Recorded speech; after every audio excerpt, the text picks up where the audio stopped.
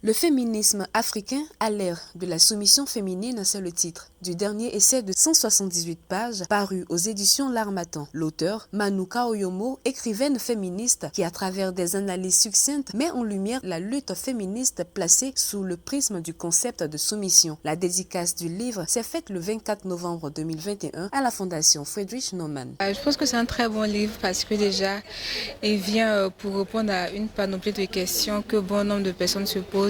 Déjà sur le féminisme africain, savoir s'il existe, sur la soumission, est-ce que la soumission c'est réellement pour la femme, comprendre le contexte de la soumission et le concept de la soumission. Du coup, pour moi, c'est une belle occasion de répondre à toutes ces questions qui se posent déjà. C'est le titre parce que le titre il est parlant et le sous-titre également, l'insoumise fait peur. Donc, je cherchais en fait à savoir, quand je suis venue ici, c'était dans l'optique de savoir qui est l'insoumise.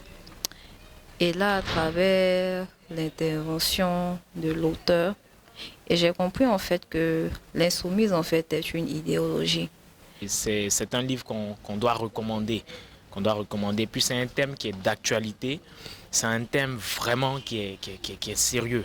Qui est l'insoumise? Selon l'essayiste, c'est la femme qui dit non parce que cette soumission lui arrache tout consentement et rejette les conditionnements. Dans un style d'écriture clair et fluide, Manouka Oyomo n'écarte pas de ses analyses les aspects sociologiques, religieux et humains de la soumission. Elle incite ses lecteurs à une réflexion plus poussée sur la révolte féminine africaine. J'ai écrit ce livre justement en partant du constat que les conditions des femmes sont souvent prises sous le prisme de ce concept-là.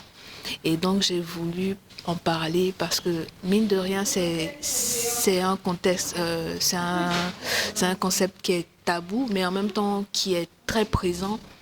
Lorsqu'on parle de femmes qui veulent se libérer, lorsqu'on parle d'émancipation de la femme, c'est un terme provocateur et moi j'aime provoquer.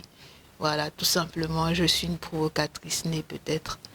Et c'est bon de toujours ouvrir le débat, de toujours essayer de confronter les réalités.